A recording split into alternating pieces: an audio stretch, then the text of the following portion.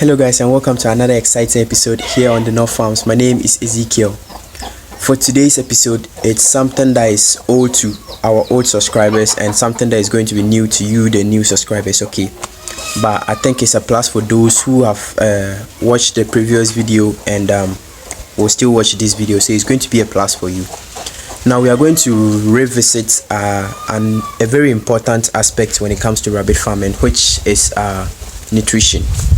Now when it comes to feed formulation, we find it very difficult because most of the times we tend to rely on the poultry feed, which isn't so reliable, because nowadays the pricing of the poultry feed has gone very high. You can attest to it that it has really increased to the extent that we can no longer buy the quantity we used to buy.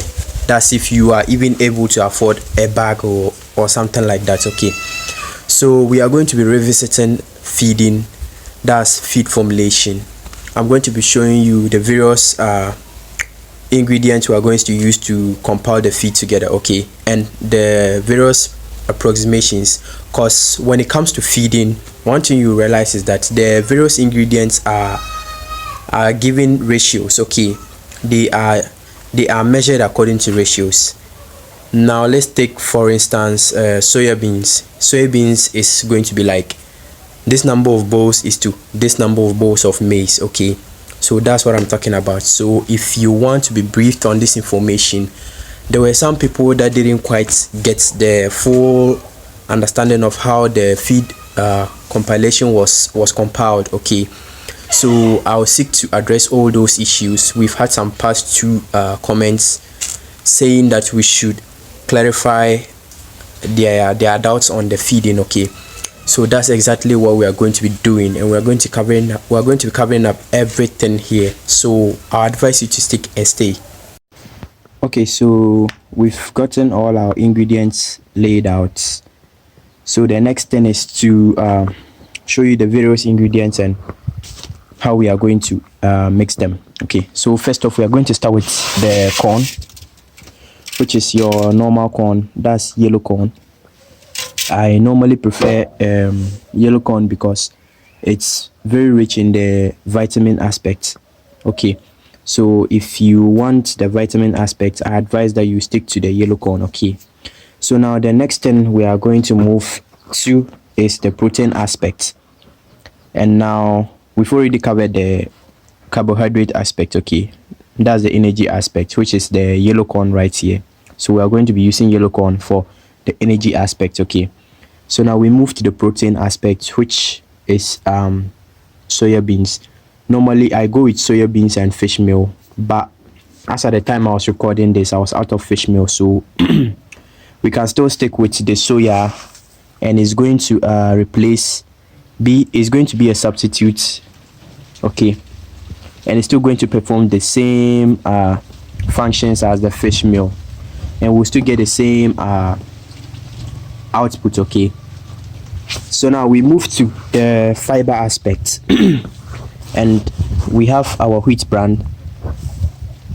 This is wheat bran, that's for the fiber aspect. And also we have granite husk. When they roast the granuts, the husk that is gotten from it, this is what it looks like. So that's for the fiber aspect. Now we come to the mineral aspect, okay, and we have this called premix. This is what I use for the mineral aspect, this premix. This is how it looks like when you go to the feed shops to buy it. They normally tie them in poly bags like this, okay? So that's for the mineral aspect. And also we have our regular salt. This is just a regular salt for the iodine aspect, okay? Now how we are going to mix these various ingredients will come in two forms. You can either use this, which is a bowl we normally call cocola in my local dialect, okay? I think it's called olonka or something like that. Let me know in the comment section if my pronunciation was right. I think it's pronounced olonka, right? In Ghana I think it's pronounced olonka, but when you move further to my local dialect is called cocoa. This is what they normally use for measurements in the markets. Okay, if you don't want to stick to this particular bowl, I think what is going to work for you is a scale. It doesn't matter whether digital or analog or anything like that. You can use a regular scale. Okay, so you can use this scale to take the various measurements of the ingredients and how you are going to combine them. Okay, so now let's start the process. So now what we are going to do is that we are going to be using the cocoa. Okay, and what you are going to be doing is that we are going to fetch 4 bowls of corn into the basin. Okay, this is already a single bowl of corn, so we are left with 3 bowls of corn to add to the basin. Okay, so we have the 4 bowls of the corn in the basin. Now what we are going to do is that we are going to be fetching 3 bowls of suya. Okay, we are going to be fetching 3 bowls of suya into the basin. So I'm going to do that right now. Okay, so now we have the 3 bowls of soya beans into the basin. So the next thing to do is to get 2 bowls of wheat. We are going to be fetching 2 bowls of wheat bran into our feed, and the reason being is that rabbits, their diet should be made of, it should contain much of fiber. Okay, it should contain much of fiber. And now this is a single bowl of rice husk, granite husk. So we are going to pour in 1 bowl of granite husk into our feed, and we have about half this is about 160 grams. It's about 160 grams. That's a tin of milk. It's about 160 grams. So we'll pour in half premix into our feed. Okay, but then one thing I will tell you is not to pour in all the premix. Pour in half of it, stir, then you pour in the rest. Okay, this ensures that the premix would spread evenly through the feed. Okay, so now we come with our salt, and it's going to be the same. Usually for the salt, I think it's preferable with the farmer, whichever that he or she chooses to go with. If you feel that a certain amount of the salt will do, then I think you should stick to that one. Okay, so we are going to pour in just a bit of salt.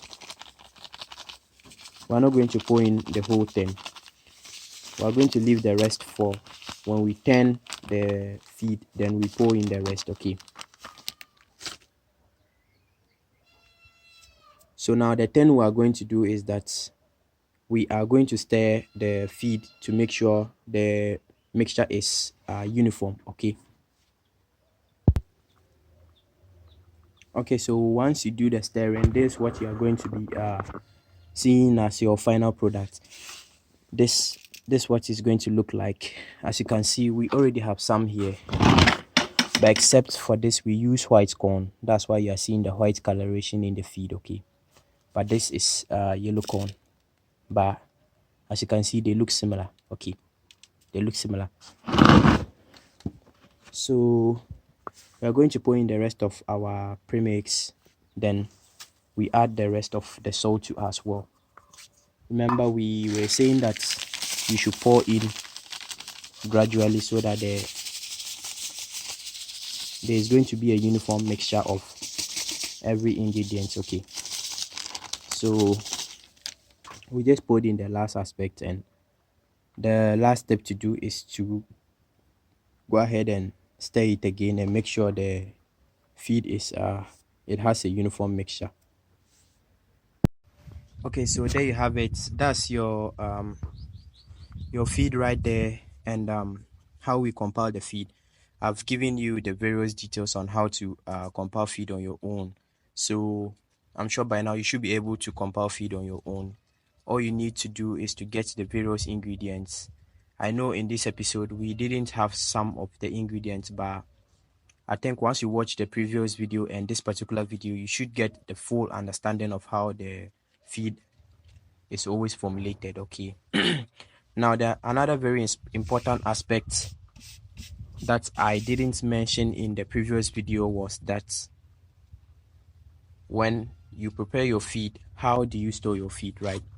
So what you see right here are paint containers, and that's how I store my feed, and it's able to take me, with this particular feed that I've made like this, I would be able to survive for a month and 2 weeks. So that's about 6 weeks. Okay, so now what we do is that we store the feed.